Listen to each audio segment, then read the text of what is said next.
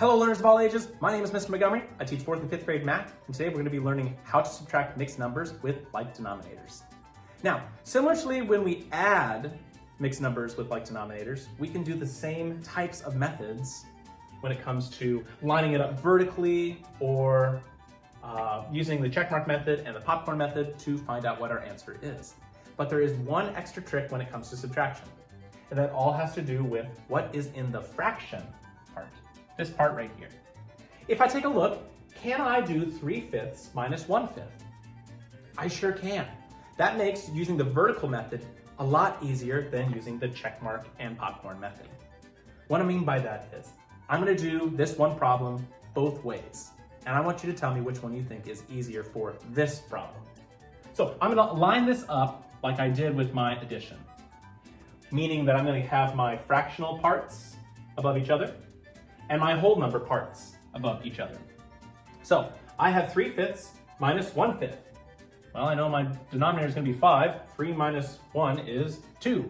And now I'm going to take the whole number. 3 minus 2 is 1. I'm done. Now, if I did the same exact thing with the checkmark method, this is kind of how it would look. I would have 3 3/5 minus 2 1/5. And I would use the checkmark method.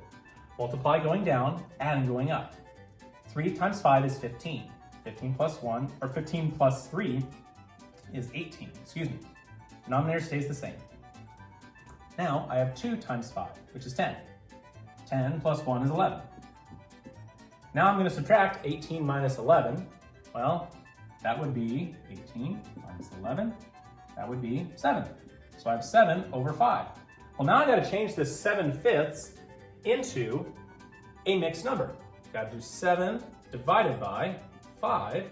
5 can go into 7 once, that's 5. And 7 minus 5 is 2. I should have the star up top, moving to the right. 1 2/5. So 1 2/5 is my answer for both of them. Now my question for you is, with this problem, which one was easier? I'd say lining up vertically, but that only works if your first number here for fraction is bigger than your second number there. We're going to take a look at a different example in the next problem. So this is the second problem, but I noticed one thing when I look at the fraction parts by themselves. 1/3 minus 2/3. I can't take 1 minus 2 without getting a negative number. I'm going to have to borrow from that whole number. And in this case, using the checkmark method and the popcorn method is actually easier. I'll show you both ways again, but you tell me what you think. All right, so I'm going to be lining up my numbers vertically here. Okay, I know that I'm going to have to regroup here to make 1/3 a little bit bigger. I'm going to have to borrow from that 4 and add 3/3 to the top, which is equivalent to one whole number. So now I have 3/3 and 1/3.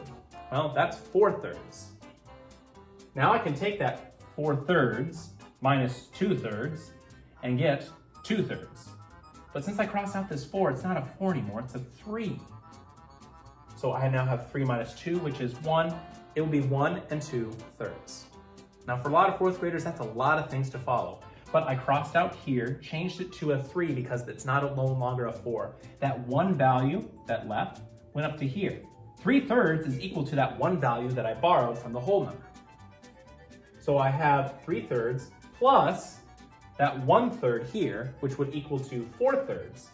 So essentially, I could write it as 4/3 minus 2/3 is 2/3. Now, moving on to how it would look, 4 1/3 minus 2 2/3. I'm going to be doing it the checkmark method and the divide and popcorn method. Now, 4 times 3 is 12, plus 1 is 13 over 3. Fix that 3. 2 times 3 is 6. 6 plus 2 is 8 over 3. And now I have 13 minus 8. Well, I'm going to borrow from that. It's still 13. 8, 9, 10, 11, 12, 13. That's 5. So I have 5/3.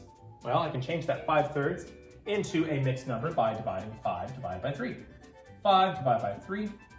3 can go into 5 once. That's 3. I have 2 left over. It's 1 2/3. 1 2/3. So fourth grade, you can do it this way, but it's a little bit more, shall I say, there's a lot of room for error, missing one crucial step. But if this makes more sense to you, feel free to do it that way. If this makes more sense for you for subtracting a smaller fraction to a slightly bigger fraction, then go that direction. All right, my fourth grade friends, if we take a look at page 177 in our workbook, we are going to be seeing that we're going to be doing practice problems number 4 and practice problem number 12. The directions say, find the difference. You can choose to line it up vertically and subtract. You also could choose to use the check mark method in order to change the mixed fractions into an improper fraction, subtract those improper fractions, and then use the division and popcorn method to change it back into a mixed number. If you have any questions on how to subtract mixed numbers with like denominators, please let me know when you come to class tomorrow.